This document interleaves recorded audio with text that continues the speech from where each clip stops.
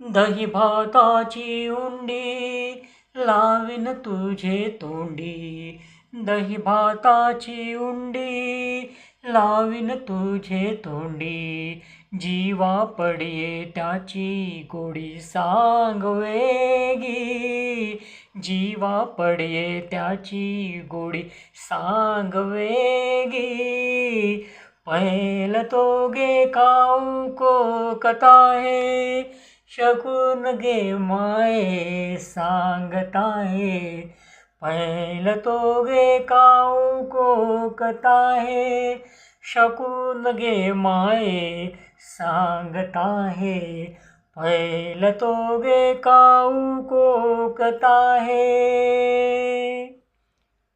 संत ज्ञानेश्वर आणि संत तुकारामांच्या पादुकांचं प्रस्थान झालं आहे आणि पंढरपूरच्या दिशेने त्यांची वाटचाल सुरू आहे. दोन्ही पवित्र पादुकांची, संत ज्ञानेश्वर आणि संत तुकारामांच्या पादुकांची मी शारीरिक आणि आर्थिकदृष्ट्या बरंच काहीच करू नाही शकलो त्यांच्यासाठी, याची मला खंत आहे. पण काही करून घरात बसून पण आपली माझी प्रिय बायको आणि माझा प्रिय मुलगा ह्यांच्या सानिध्यात राहूनसुद्धा काहीतरी करावं, थोडंफार करावं, जेणेकरून लाभ काहीतरी व्हावा, मनाला समाधान मिळावं. कारण सगळ्यात महत्त्वाचं म्हणजे समाधान.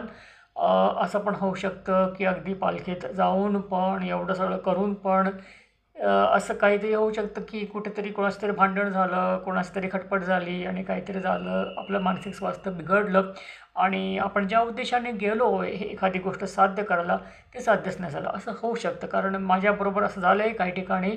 आता मी काही जास्त बोलत नाही, पण अशा ठिकाणी आपण जातो, आपण तीर्थक्षेत्राला जातो, तीर्थक्षेत्राला आपण जातो त्या सगळ्या प्रकारची माणसं येतात. काही लोक श्रद्धाळू असतात, काही लोक भांडकुदळ असतात, काही लोक तिकडे येतातच भांडणं करायला. म्हणजे आपण काहीतरी पारायण करायला बसतो, काहीतरी वाचायला बसतो, ते मुद्दामून आपल्याला काहीतरी त्रास देतात, आपलं मानसिक स्वास्थ्य बिघडवून टाकतात. आपण जातो काहीतरी आशीर्वाद घ्यायला देवाचे आणि घरी येतो दुःखी होऊन येतो.